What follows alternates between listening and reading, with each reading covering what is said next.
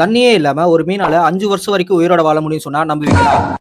S, இதான் அந்த மீன். இதோட பேர் தான் லங் ஃபிஷ். இது பேருக்கு ஏத்த மாரியே இதுக்கு லங்ஸ் இருக்கு. அதாவது நுரையீரல். அது மட்டும் இல்லாம இதுக்கு கில்ஸும் இருக்கு. நம்ப முடியலல? எஸ், இது மத்த மீன்கள மாரியும் இதுக்கு செதில்களும் இருக்கு. இது மூலமா இதால தண்ணியிலயும், தரையிலயும் ரொம்ப ஈஸியா சுவாசிக்க முடியும்.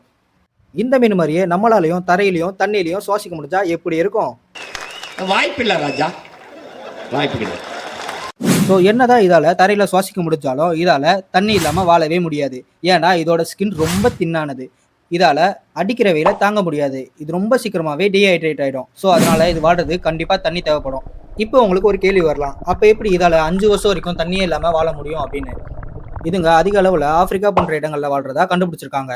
இந்த இடங்கள்ல வருஷத்துல பாதி நாள் வந்து வறட்சியா தான் காணப்படும். இந்த மாதிரி வறட்சி காலம் வர்றதுக்கு முன்னாடியே தன்னோட வாய்கள் மூலமா ஒரு பெரிய குழியை ஒண்ணு உருவாக்கும். ஸோ அந்த குழிக்குள்ள போய் தன்னைத்தானே சுத்தி ஒரு பிசுபிசுப்பான ஒரு திரவத்தை தன்னோட வாய் வழியா வெளியிட்டு ஒரு குக்கூன் மாதிரி ஒரு கூடை கெட்டும். அதுல மூச்சு விடுறதுக்காகவே மேல் பகுதியில ஒரு துளை மாதிரி ஒரு பகுதியை மட்டும் மிச்சம் வச்சிருக்கும். இந்த மாதிரி தன்னோட கூட்டை கெட்டி முடிச்ச உடனே இது ஒரு ஆழ்ந்த தூக்கத்துக்கு போயிடும். ஸோ இந்த நிலையில இதுக்கு எந்த ஒரு உணவும் தேவைப்படாது, தண்ணியும் தேவைப்படாது. திரும்பவும் எப்ப மழை பெஞ்சு அந்த நீர்நிலையெல்லாம் நிரம்புதோ அப்பதான் இது அந்த குக்கூனை விட்டு வெளியே வரும். ஸோ இந்த மீனை பத்தி இப்பதான் நீங்க கேள்விப்படுறீங்க அப்படின்னா மறக்காம நம்ம சேனலை ஃபாலோ பண்ணிக்கோங்க.